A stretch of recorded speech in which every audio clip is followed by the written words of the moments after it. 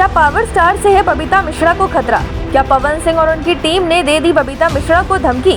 Power star Pawan Singh के करीबी ने कुछ दिन पहले बबीता मिश्रा के खिलाफ लखनऊ में जाकर FIR दर्ज करा दी है। इसके बाद ये खबर आग की तरह फैल गई, लेकिन बीते बुधवार को बबीता मिश्रा ने अपने सोशल मीडिया पर कुछ ऐसा शेयर किया जिसे देखने के बाद आप भी हक्के बक्के रह जाएंगे।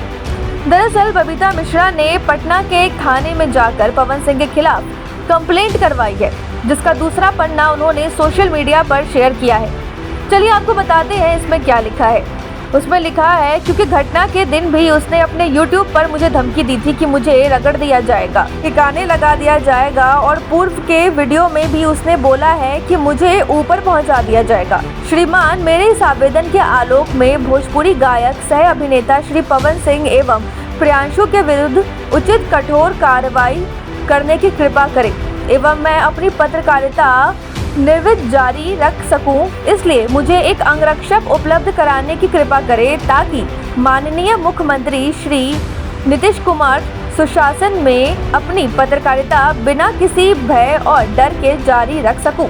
इतना ही नहीं, बबीता मिश्रा ने इस कंप्लेंट की कॉपी बिहार के CM नीतीश कुमार और यूपी के CM योगी आदित्यनाथ के पास भी भेज दी है।